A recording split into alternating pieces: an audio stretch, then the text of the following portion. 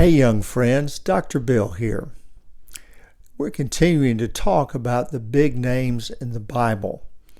And for the last several months, we have been talking about Jesus. And of late, we have been talking about the things that Jesus did. Since this is Holy Week, I thought I would speak about some of the things that Jesus did during the last week of his life. Here we go.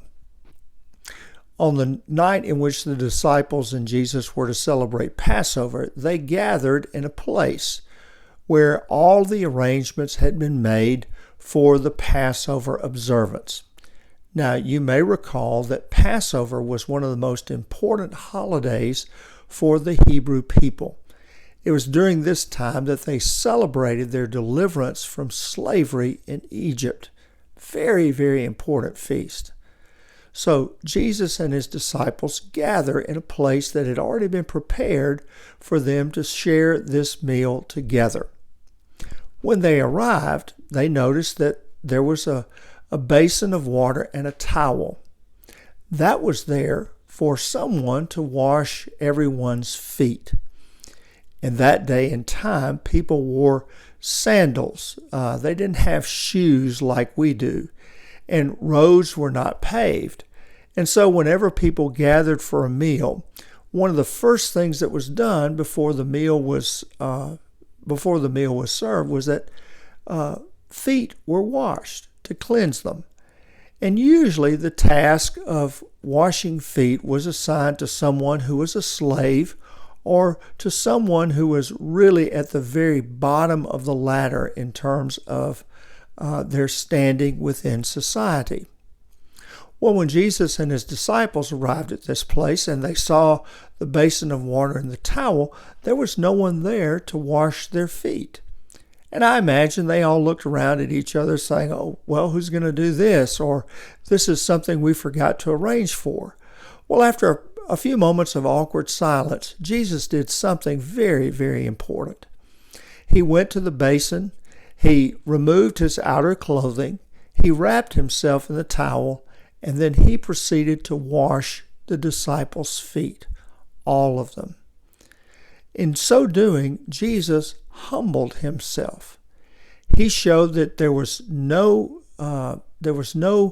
way he would not stoop to serve his friends. Jesus took on the role of a slave and a servant. And that's very important for us to remember, because as Jesus humbled himself, he demonstrated that he was seeking to serve us and do what is best for us. He washed his disciples' feet.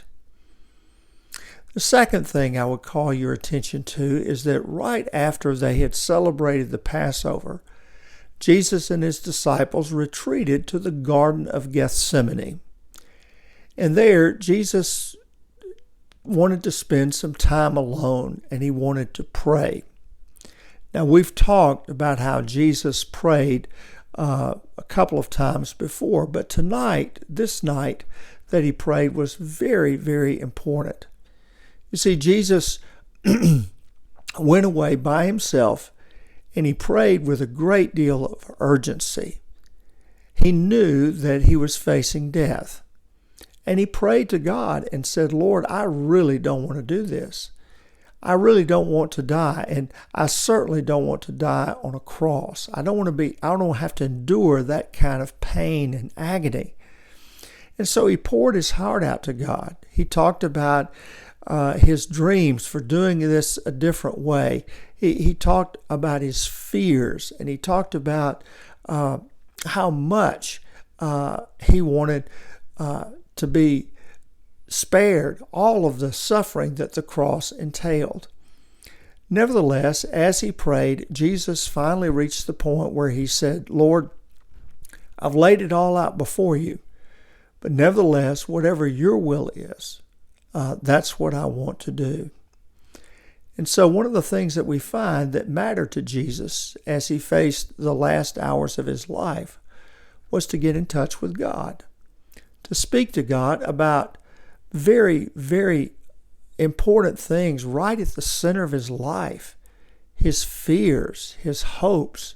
He poured it all out before God, and at the same time submitted to God, saying, look, I've told you what I want. I've told you what I hope for.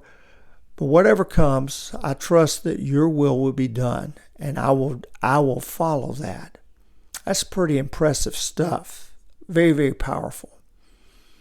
And finally, one of the things that Jesus did was he allowed himself to be crucified.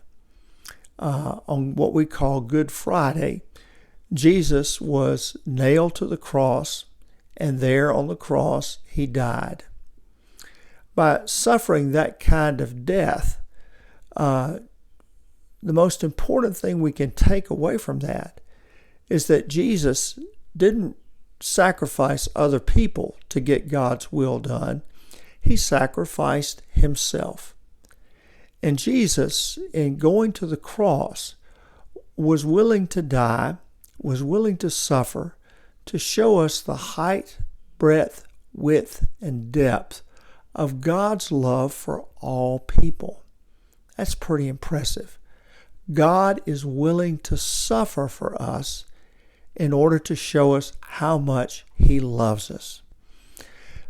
Although it's a cruel thing and a horrible way to die, the cross is a very powerful illustration of how far God is willing to go to seek us out and to show us his mercy and his grace.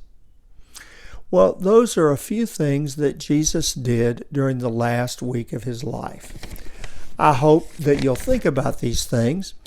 And certainly, if you have any questions, you know how to reach me and how to find me. In the meantime, I wish you well, and especially during this week, I pray God's blessings upon you and your families. Take care. Bye-bye.